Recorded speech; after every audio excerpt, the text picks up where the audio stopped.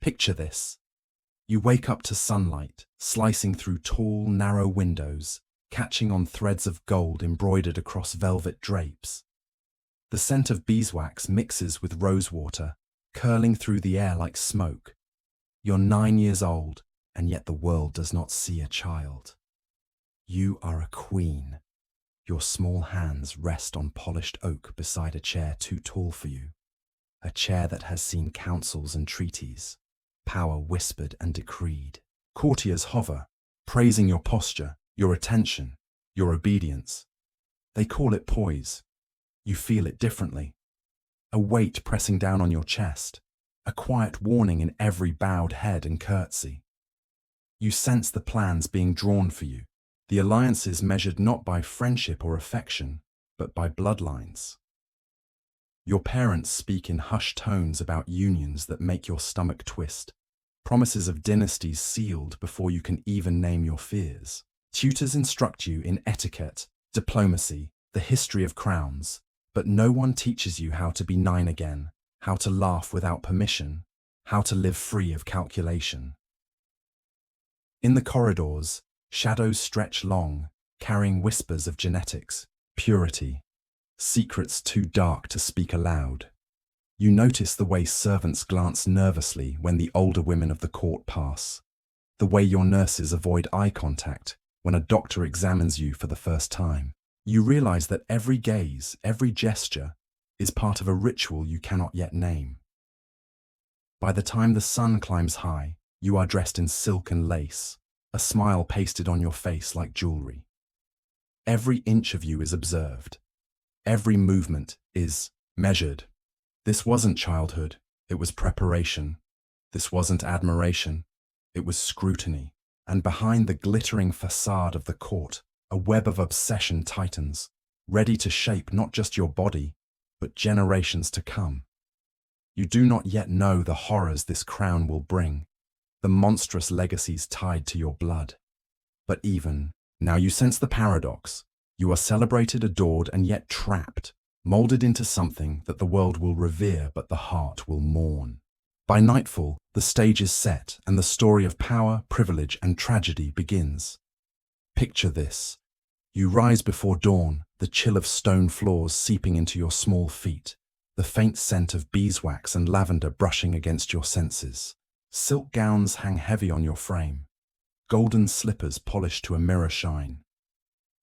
Lessons begin before the sun fully warms the manor. Etiquette, protocol, history, the intricate dance of power you are expected to master. Every bow, every measured word, every curtsy is a rehearsal for survival. You learn quickly, obedience is not virtue, it is protection. Curiosity is a risk, a shadow that might attract disapproval, punishment, or worse. A quiet erasure of favor. Tutors speak in calm, clipped tones about lineage, purity, and legacy. They never teach laughter, games, or the wonder of small joys. Every lesson carries a silent undertone. Your body, your mind, your future, they are not yours. In whispered corridors, you overhear the names of past unions, marriages forged to preserve purity, their consequences invisible yet palpable. You begin to grasp the twisted architecture of your family tree, branches tangled, secreted away, measured in alliances rather than affection. There is a cold precision to it all, an invisible hand shaping lives through fear, duty, and expectation. By midday, the palace hums with ceremony, servants gliding silently, doors creaking, the air thick with anticipation and subtle threats. Your hands tremble as you practice the gestures demanded of you, a child performing as a symbol, never allowed to be simply yourself. This wasn't childhood. It was apprenticeship in survival. This wasn't praise. It was conditioning. As you glance at your reflection in polished mirrors, the paradox is clear. You are raised to excel, admired for grace, skill, and poise. But at what cost? The palace nurtures ability, yet crushes spirit, teaching lessons that will echo in every choice, every fear, every heartbeat. By nightfall, the weight of silk and shadow presses down, shaping a generation, molding a child into both ruler and prisoner, and leaving the audience to wonder, what is lost when freedom is traded for survival? Picture this. The court gathers in hushed anticipation. Candlelight trembles across marble floors, reflecting on polished armor, the glint of jeweled slippers. Courtiers murmur about alliances, bloodlines, and strength, but you only feel confusion. At 9, the weight of expectation presses down as advisors whisper of unions that bind bodies, not hearts, marriages designed to preserve purity at the expense of freedom. You sense the invisible choreography of power. Every glance, every bow, every exchanged word is calculated. You watch shadows lengthen across corridors, echoes of warnings half-spoken, secrets carried like poison in the air. Tutors instruct you in lineage, diplomacy, the necessity of obedience, yet they omit the most vital lesson: how to survive the consequences of twisted genetics, of unions meant to manipulate not just territory, but blood itself. The metallic tang of anticipation lingers in the air, subtle, like iron hidden beneath perfumed halls. You hear hushed conversations, ancestors praised for their wisdom, condemned for their folly, each a reminder that history measures bodies and blood more than hearts. You are both student and subject, caught in a paradox where compliance may prolong life but never shield it from inherited curses. In quiet chambers, servants glance nervously, doors creak ominously, and you feel the weight of countless unspoken threats. Each ritual, each preparation is a test of endurance, a rehearsal for a future none of your peers will ever understand. The palace seems alive, a breathing entity that observes, judges, and guides the fates of those within. By the chapter's end, the audience is drawn into the psychological horror of royal planning gone awry. They see a child molded into a symbol, innocence overshadowed by duty, curiosity stifled by secrecy. This wasn't mere history. It was a lesson in how privilege and power can warp life itself, creating monsters even before adulthood, leaving behind whispers, shadows, and legacies that the world still struggles to confront. Picture this. You wander through the palace corridors, the cold marble pressing against your small feet, the faint tang of iron and lavender mingling in the air. Your child grows, and with each day, the palace whispers grow louder. Bad blood, family curse, murmurs carried behind closed doors. Tutors adjust their robes and smooth their expressions. Physicians furrow their brows and mumble reassurances, while courtiers glance away, unwilling to confront the truth. You watch the child stumble where grace should reign. Notice the subtle deformities, the frailty that contradicts expectation. Each misstep, each quiet cough, becomes a signal in a language only the court understands. Education and etiquette are pressed with meticulous precision, but behind silk curtains, unease ripples. This wasn't a lesson in legacy. It was a rehearsal for tragedy. This wasn't care. It was denial. In private chambers, the tutors debate remedies and theories, fumbling with potions, diagrams, and texts meant to explain the inexplicable. Physicians offer cold rationalizations. Genetics is uncertain. Nature is harsh. While the palace hierarchy insists on ceremony, appearances, and celebrations, no one dares to speak the truth aloud.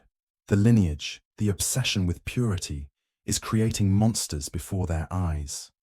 By night, the corridors hum with anxious whispers, candles flickering across worried faces, shadows stretching like long fingers across the walls. You feel the paradox tightening. Ambition and pride demand perfection, yet perfection is impossible, and every effort only magnifies human fragility. The child's suffering is invisible to the spectators, yet palpable to you, the witness, the silent observer of history bending toward catastrophe. Picture this. The birthing chamber glows with neon candlelight, the air thick with incense and the metallic tang of blood. Courtiers stand poised, fans fluttering, whispers racing through velvet-clad halls. Your child queen is about to give life, and the palace holds its breath. The event is meant to symbolize dynastic triumph, but already a shadow creeps across the celebration. As the cries pierce the room, the paradox becomes unbearable. A life meant to secure strength arrives fragile, deformed, an unmistakable reflection of centuries of obsession and inbreeding. The audience feels the horror through you, the shock of innocence confronting systemic cruelty, the helplessness as medicine and etiquette fail in the face of genetic destiny. Candles flicker across pale faces, anxious whispers ripple like wind over water, and every movement in the room is a rehearsal of denial. Courtiers applaud ritual, physicians mutter assurances, tutors avert their gaze. But you notice, the monster is not merely a body. It is a living embodiment of centuries of compulsion, obsession, and blind pursuit of purity. The child's eyes search the room, vulnerable and uncomprehending, while history judges silently, its verdict written in fragile flesh. You feel the weight of paradox, celebration amidst tragedy, ceremony masking horror. Through the window, moonlight traces the sharp edges of the chamber, a reminder that outside, the world continues unaware, indifferent. Inside, you witness the collision of personal agony and systemic failure. The child is both victim and symbol. Her existence exposes the cruelty inherent in power structures that value blood over life, appearances over humanity. By the chapter's end, emotional intensity peaks. The audience confronts moral outrage, helplessness, and complicity. What was meant to be dynastic triumph, glory for the family, prestige for the court, has birthed tragedy, a reminder that obsession can twist even the most sacred rituals into instruments of horror. You are left reflecting. When privilege shields atrocity, who bears responsibility, and who remains silent? Gilded chandeliers cast fractured light across polished floors, the scent of perfume and burning tallow hanging thick in the air. Laughter echoing from distant corridors where masked smiles conceal whispered fears. By day, the palace thrives in splendor. Balls unfold with rhythmic grace, the sweep of silks and jewels captivating visiting dignitaries. Courtiers exchange polite nods and measured praise, eyes glinting with ambition. Portraits are painted, histories written, every brushstroke and word elevating the lineage, immortalizing the queen as a paragon of refinement. You see the pageantry, the gleaming surfaces, and you know the truth hiding in the shadows. This wasn't celebration, it was a mask. Behind the polished veneer, the palace harbors wounds invisible to all but those who lived them. Children born into privilege carry the weight of inherited obsession, their bodies and minds shaped by generations of coercion. You watch small hands tremble while tutors dictate the rhythm of obedience, while physicians offer hollow rationalizations for deformities and frailty. Courtiers avert their eyes, pretending ignorance while maintaining their own comfort. Power shields them, complicity sustains the lie. This wasn't indifference. It was survival for the elite at the cost of the innocent. Rooms that once echoed, with whispered rituals now resonate with silent echoes of suffering. You feel the subtle textures of memory. The chill of stone under tiny feet. The metallic tang that lingers long after the ceremony ends. The faint tremor in a servant's voice when recalling an old command. Each sound, each smell, each touch carries the weight of secrets, of deeds too monstrous to speak aloud. You understand that terror can survive beneath elegance, that horror often wears the face of civility. The ripple effects extend beyond the palace walls. Families entangled in the obsession of purity. Children pressured to inherit both glory and pain. Futures dictated by inherited obsession. The court pretends to celebrate continuity while ignoring consequences. Historians immortalize lineage while leaving out suffering. You feel the moral paradox sharpen. Wealth conceals horror. Tradition excuses monstrosity. This wasn't mere negligence.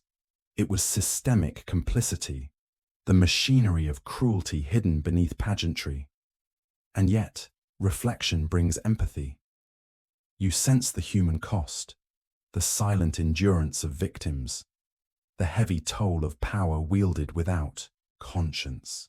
You see how easily society can prioritize appearance over accountability, how admiration can blind generations to injustice. What would you do if the world applauded your oppressor while hiding your scars? How much of cruelty persists? When privilege silences voices, the legacy is enduring, subtle and haunting. The palace remains beautiful, the portraits impeccable, the histories glowing.